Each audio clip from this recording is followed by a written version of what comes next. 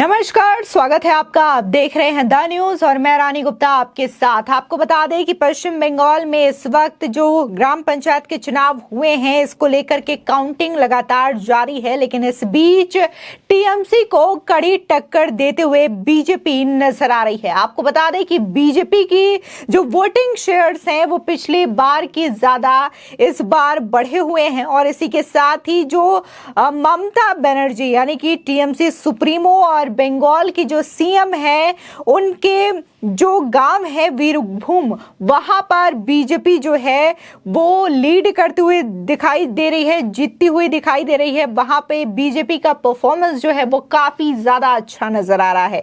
इसी के साथ ही अगर बात हम अन्य सीटों की करें तो वहां पर भी बीजेपी काफी ज्यादा अच्छा प्रदर्शन कर रही है। दरअसल जो टीएमसी के एमएलए हैं सोमेन महापात्रा, उनके भी विधानसभा क्षेत्र से बीजेपी काफी ज्यादा अच्छा लीड करते हुए नजर आ रही है। दरअसल अगर हम वर्तमान में सीटों की संख्या की बात करें तो जहां टीएमसी के पास 13,000 सीटें हैं, तो वहीं बीजेपी के पास 1,450, लेफ्ट के पास 930 और कांग्रेस के पास 250 सीटें आई हैं।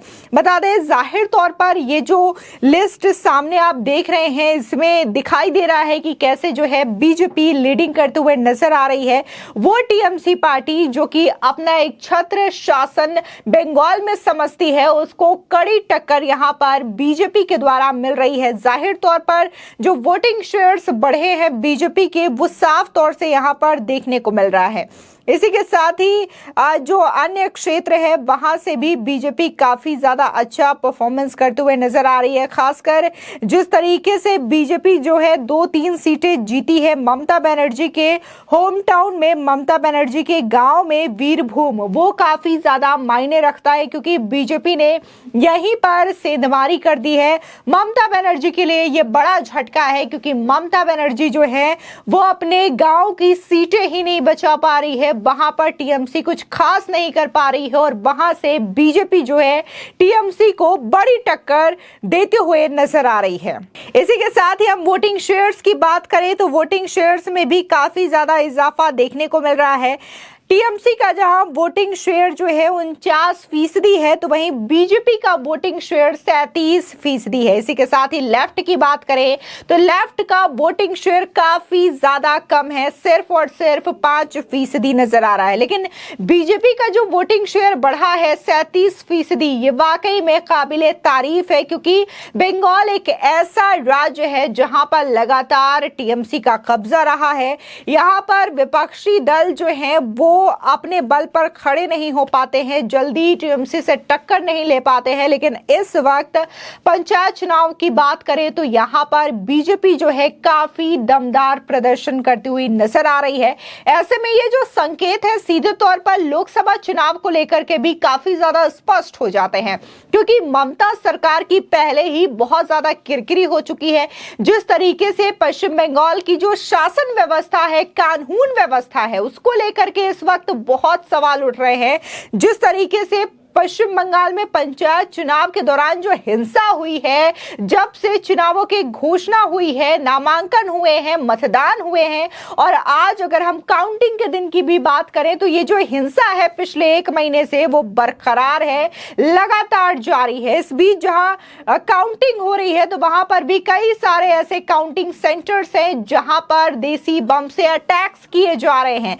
तो ये वो तस्वीर है पश्चिम बंगाल की जो कि ममता सरकार के शासन को दिखाती है, ममता सरकार के कानून व्यवस्था को लेकर के बड़ा सवाल उठाती है। ऐसे में देखने को यह भी मिला है कि कैसे ममता सरकार में तमाम ऐसे उनके मंत्री रहे हैं, विधायक रहे हैं, नेता रहे हैं जिन पर घोटालों को लेकर के भी बड़े आरोप लगे हैं, उंगलियां उठी है। तमाम जांच एजेंसियां, फिर ईडी हो या फिर सीबीआई हो, इनकम टैक्स डिपार्टमेंट हो, इन तमाम संस्थाओं ने पश्चिम बंगाल में टीएमसी टीएमसी सरकार के जो मंत्री हैं, एमएलए हैं, उनके घर पर छापेमारियां की है, इन्हें गिरफ्तार किया है। चाहे बात हम कोल स्कैम में करें, कैटल स्कैम में करें, या फिर हाल ही में जो एसएससी घोटाला हुआ है उसकी बात करें, इन तमाम घोटालों को लेकर के लगातार ममता सरकार की किरकिरी हुई है।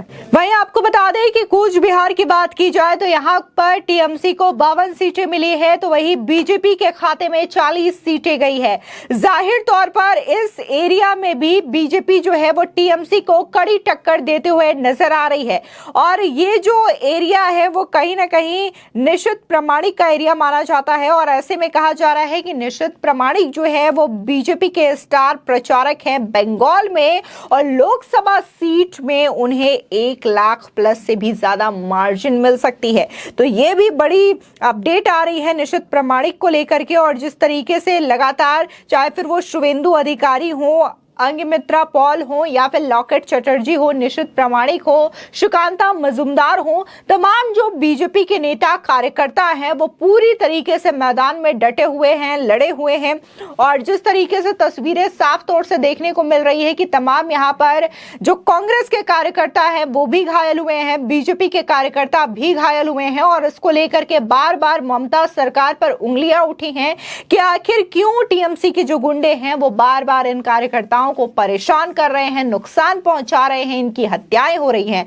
आपको बता दें कि कांग्रेस के जो सांसद हैं अधीर रंजन चौधरी, वो कई बार इस मामले को लेकर के अपने बयान रख चुके हैं, ममता सरकार पर आरोप लगा चुके हैं कि ममता सरकार और टीएमसी के गुंडे जो हैं वो कांग्रेस के कार्यकर्ताओं को परेशान कर रहे हैं, उन्हें घायल कर रहे हैं, उनके साथ मारपीट कर रहे हैं, उनकी हत्याएं तक करवा दी हैं। लेकिन इसके बावजूद अभी तक जो नफरत की बाजार में मोहब्बत की दुकान खोलने का संदेश देते हैं राहुल गांधी, वो नजर नहीं आ रहे हैं। अभी तक वो बिल्कुल खामोश हैं और इस मामले को लेकर के उन्होंने एक शब्द भी नहीं बोला है। तो ऐसे में राहुल गांधी को लेकर के भी बड़ा सवाल उठ रहा है।